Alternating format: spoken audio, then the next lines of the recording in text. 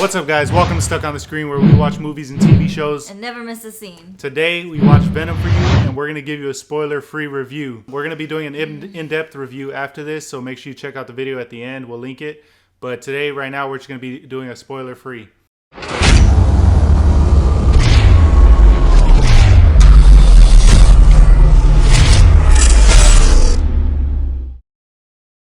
Okay, so my initial rating would be 10 out of 10. Loved it. That's a perfect movie for her. For me, it's a little bit less, probably somewhere around 8, honestly. I've seen better superhero movies, and I know Venom's technically not a superhero, but still, I've seen better. Let's just get into the reasons why I gave it that rating. So, starting with like the action of the movie, I think the action was really good when it happened. There wasn't a lot of it. The action really culminated at the end, and you saw it all come together, and that's the biggest action scene of the movie. So I think could have used more action. But comedy-wise, I mean, it was a funny movie. I like the comedy was in at the perfect moments. Yeah, there was a lot of back and forth banter with both Venom and Eddie Brock, and I mean, Carnage. He had his moments of being funny too. Just their symbiotes. They're funny in the movie more so than Eddie and Cletus. The symbiotes are the funny ones of the movie.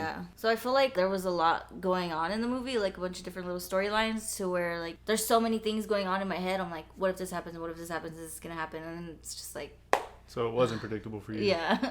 So as far as like the Carnage character goes, I think he had a good introduction. The way he came into the movie happened pretty good, but I think it could have happened sooner in the movie. It happened kind of late. His portrayal of the character Carnage, I think Woody Harrelson played a perfect villain. He's like very sinister, very evil. I don't think him and Carnage were the best mix though. Yeah, I don't think it was necessarily Woody Harrelson's problem. I think Carnage in this movie, he could have been more, but it was just, he was held back by the PG-13 rating. Carnage is a very R-rated character, and they couldn't do him justice 100% with this movie. It was entertaining. I love him and Venom fighting each other. I mean, in the past, it's been great. This was great as well. But they could have got to it sooner. There could have been more banter between them to it because, yeah. As far as the storyline goes, I mean, I feel like it was pretty solid. I liked how it picked up from the last movie. That for me is a big thing, so. Just like story continuation. Yeah. And Destiny going into it too, she had just watched the first movie. She hadn't seen it before that, so the same day she watched the first one, she watched the second one. So it was kind of like a complete storyline for her. Yeah, so storyline for me, I feel like it was pretty good. I think the pacing could have been a little bit better. I think the introduction to certain characters could have been a little bit better. They didn't really go into like, I mean, they did go into like certain backstories, but they could have dug a little deeper and, I mean, gone more in on Shriek and Carnage a little bit.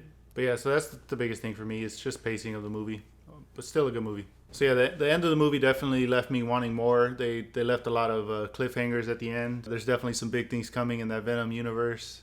And I'm ready for it. You should be ready for it too. What do you think?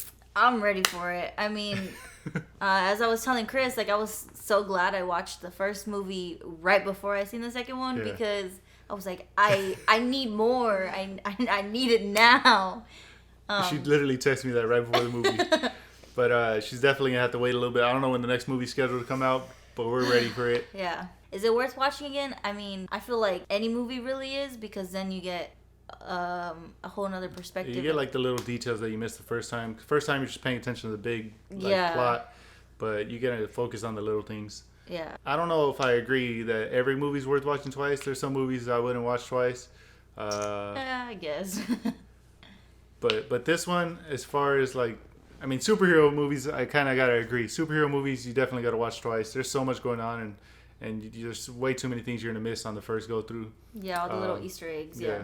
So definitely worth watching again. I'd go watch it today. But one thing we got to say is whatever you do, don't leave the theater until the end credit scene is done. This one you don't want to miss.